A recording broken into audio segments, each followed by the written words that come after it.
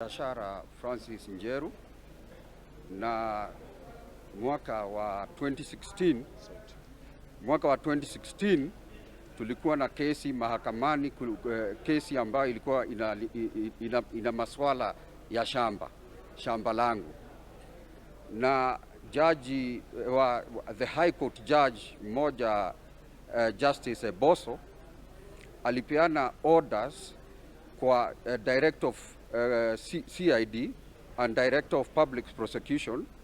Walipoona makaratasi ambayo mmoja bwana Jibril Mohamed na Ali Farah Mohamed alioleta kotini yalikuwa gushi.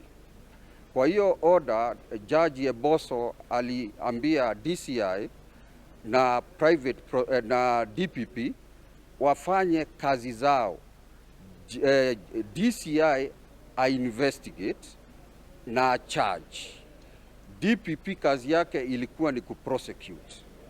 DCI alicomply na hoda hiyo, akafanya uchunguzi, akacharge watu wawili ambaye ni Jibril Mohamed na Farah Ali Mohamed ambao ni relatives wa DPP. Na kwa ufupi nataka correct wakili wangu alikuwa nafikiria ni marehemu Jibril. Sie marehemu Jibril, ni Jibril mwenye ako hai, ako hapa Kenya na anaendelea na mambo yake bila hata kuangalia nyuma, kwa sababu the DPP amemshield from justice. So kilio changu ni hiki: sisi ndio watoa ushuru, sisi ndio tumewaajiri au maafisa wenye wako ofisini hizo kama DPP, na anatueleza kinagaubaga wakati wa mwisho ambapo tulikuwa kotini April this year kwamba mimi nina kesi na hiyo kesi iko na ni kesi inafaa kuendelea, lakini yeye hataendelea kama Director of Public Prosecution na kesi hiyo, na akaniamrisha niende for private prosecution, of which I did go for private prosecution. Na kustaajabu kwangu, yeye mwenyewe tena amekuja kunishikilia, ananishikilia kwa long yangu, kuniambia bado nisiendelee na hiyo private prosecution. Kistaajabisha ya kuwa hiyo maneno ambaye Jibril Mohamed na Farah Ali Mohamed walikuwa wameshtakiwa nayo, walipotolewa na DPP aligeuza the same charge sheet ikawa ni mimi, na anataka kuendelea na hiyo public prosecution kwa hiyo charge sheet ambaye aliigeuza kuwa ni mimi. Anawachana na charge sheet ambayo imemstaki Farah na Jibril kwa kuwa ni mandugu zake. Ndio hapa tunauliza, nauliza leo, kuna haki katika ofisi ya DPP? If DPP has become the weakest link in what we call criminal justice, he cannot prosecute his cronies, he cannot prosecute his relatives, he cannot prosecute his friends, then kama sisi taxpayers tumewachwa na upweke peke yake. Ni hayo tu. Shamba langu ni ekari 4, liko hapa ICD, na mpaka wa leo huyo ndugu cousin ya Noordin Haji ndio yako kwa shamba hilo, na mashtaka ilitolewa ashtakiwe. Hawezi shtakiwa.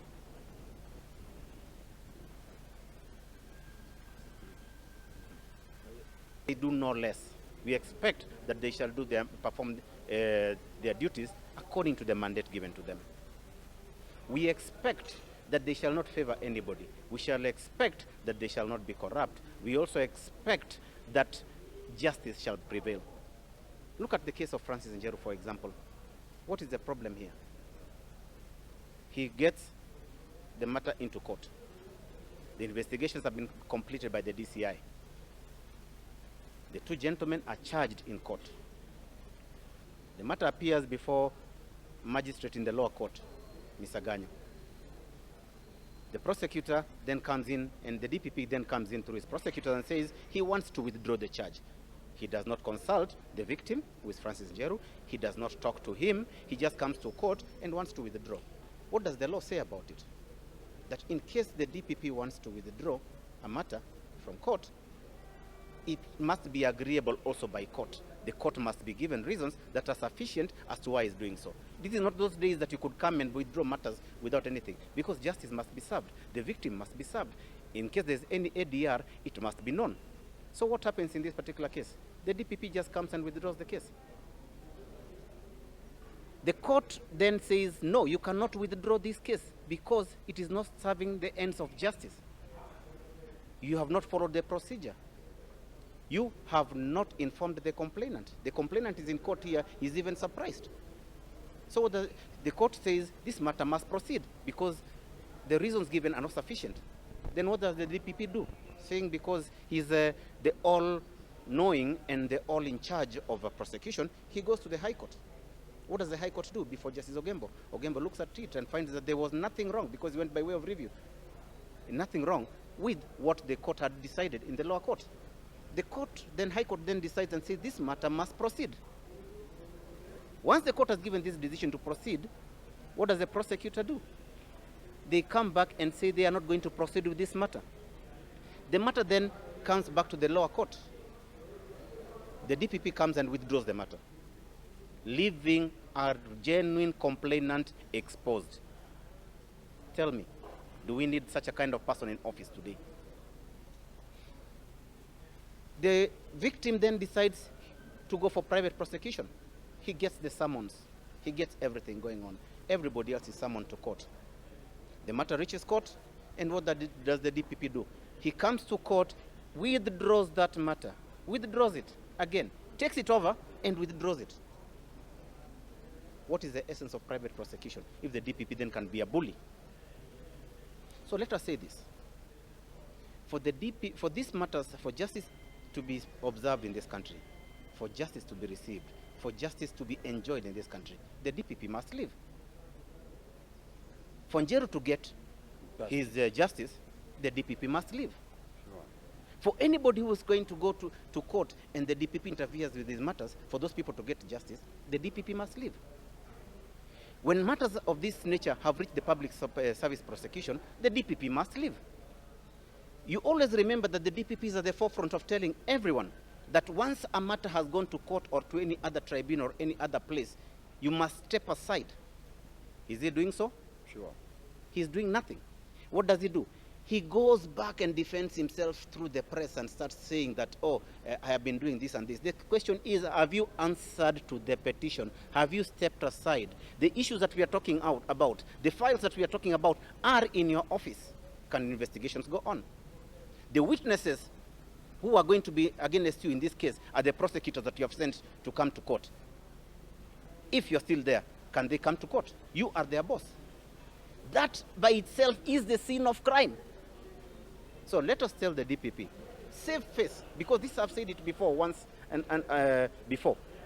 For things to be seen to be transparent, to be seen to be clear, it is time that the DPP steps aside and let the investigations that are going on against him to be carried out. Let the cases that have now been filed against him to go on. They are piling day by day. And every day we wake up in the morning, you realize the DPP has gone rogue. Who do we trust in this country anymore? Today, Bwana DPP, if you are watching this, humbly, just step aside, at least for a moment. At least let us hold you by your own words and see whether a physician can actually heal himself. Get out of that office, let people get justice. This petition raises very fundamental constitutional and statutory and practice issues. We have charged the DPP before the Public Service Commission. To us, he has taken a plea pursuant to the constitutional provision of Article 158. What does the law say? Once charged, because you have filed a petition, the person that has been charged needs to step aside. The judgment of Justice Mumbi Ngugi that the DPP has always fought to implement is that once an allegation has been made by the governors, they cannot step in their offices. We are urging the DPP, and that is what we are saying, the Public Service Commission must tell the DPP to step aside. The witnesses in the cases that we have filed are his employees. They cannot come to testify against him because he'll intimidate them, the way he claims governors and other public officers intimidate their juniors. In Njeru's petition that Mr. Cliff has raised, there are other grounds that we have raised. The first ground is the ground of the late Tekla. Tekla was alleged to have been murdered in Lamu. The DPP, after the DCI provided for evidence to charge, the DPP approved the charge sheet. The charge sheet was taken to the High Court in Garsen. Immediately, the file was going to be called. Before the file was called, a DPP entered a nolle prosecute. A nolle prosecute under the old constitutional dispensation was a document that once the DPP files it, the court has nothing to move forward. Under the new constitution, you cannot terminate a matter that is already filed before you give reasons to the court. The DPP went ahead and entered a nolle prosecute even before the suspect had been charged. History in the making by the Director of Public Prosecution. Two, when the decision not to charge was done and he referred the matter for an inquest, the DPP preferred the inquest to be in Lamu. The family wanted the inquest to be in Nairobi. A legal battle ensued in court. The court overruled the DPP that the inquest will be done in Nairobi. What special interest does the DPP have in that matter? That he goes ahead and enters nolle prosecute and enters his matter, Njeru's matter, because of nepotism. Third, within the petition, we have raised the question, NYS suspects, banks were involved in transaction of the money. The banks pleaded guilty. The DPP decides he will go himself alone and negotiate with the banks. The DPP arrogates himself the power of a judicial officer and fines the banks. The DPP has only prosecutorial powers. He does not have the judicial power to fine. He fined the banks. How much the banks were fined is only known by one Noordin Haji. It is not in the public domain. How much did the banks got fined? Although the fining was illegal, free. He went ahead and opened an account in a commercial bank in one of the banks that were fined. The laws of this country, it is only the treasury that can open an account for money for the public. The DPP is running a private bank account. We don't know how much money is there. The DPP moves ahead during COVID pandemic, removes 2 billion and hands over Kenyans' money without consulting and asking the Kenyans. He donates to the COVID billionaires. Remember, to date, KEMSA suspects, the billionaire of KEMSA, have never been charged. The questions in Njeru's petition are: one, who authorized the DPP to open an account outside the consolidated fund? Who gave him the jurisdiction and the mandate to fine the banks? Three, how much money is in those banks? Fourth, when did he become the treasury to open an account? Remember, in the petition we filed of Top Cohen, we raised the question that the DPP has amalgamated all cases that have huge amounts of money to himself as a person. When did the asset recovery, an authority created by government, an authority funded by government, cease from doing the mandate it is supposed to be done, and the DPP takes it? As Cliff says it, the DPP is rogue. He's the law himself. He can decide who he fines. He can decide where he takes the money. And lastly, in that issue, he purported to enter into secret agreements with the banks, very confidential, only known to him. How can that office run under the leadership and stewardship of one Noordin Haji? Lastly, on that issue, we are demanding from the public, from Treasury, that we get those details, and he has gone ahead and deferred. In the petition we have filed, he has deferred plea taking of the bank's managers.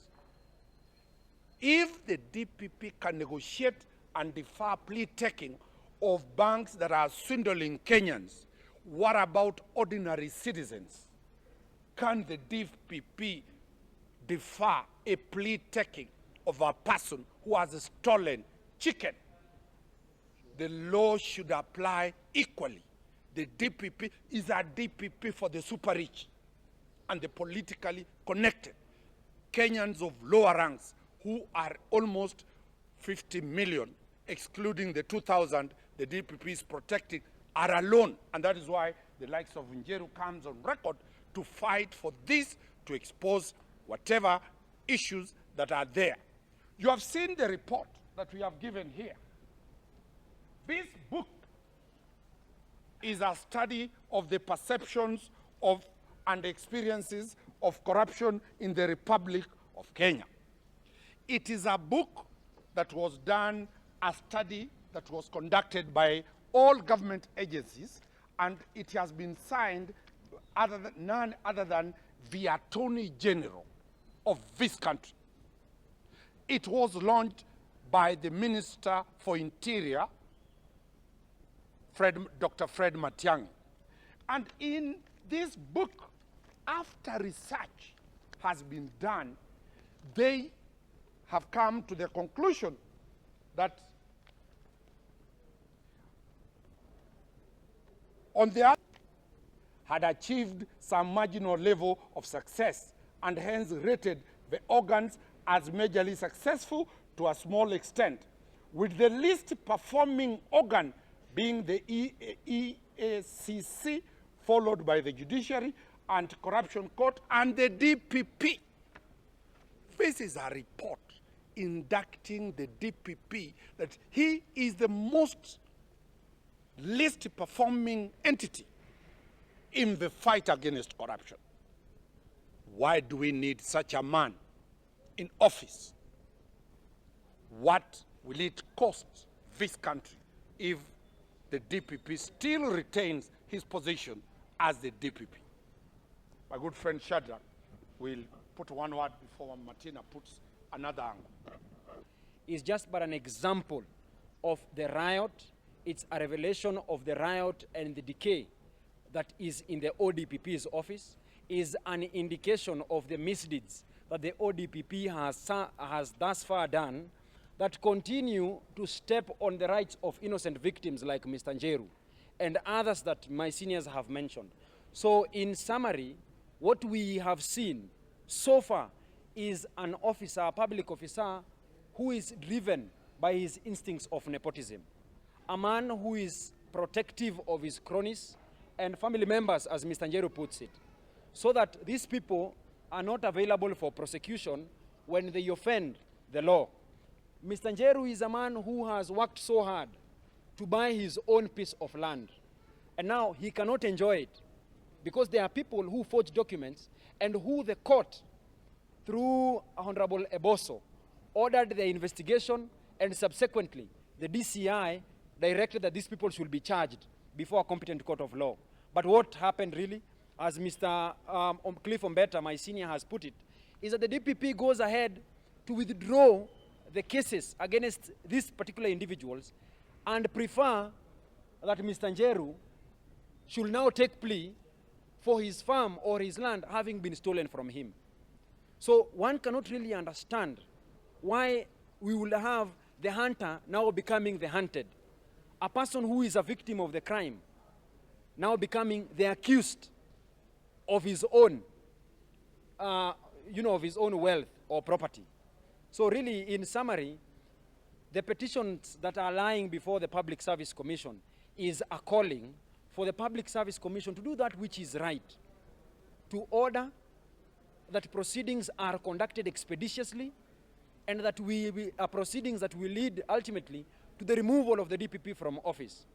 We cannot allow criminals to be loitering in our streets, all in the name of them getting protection from the DPP. What is in order is that victims should have a safe haven. This country should be enjoying its personal freedoms and liberties, with criminals of offenses or criminals or perpetrators of offenses being locked up where they belong. Mr. Njeru, we are hoping that in the fullness of time that the Public Service Commission shall agree with your petition and we shall do the needful. Asanteni sana. Thank you.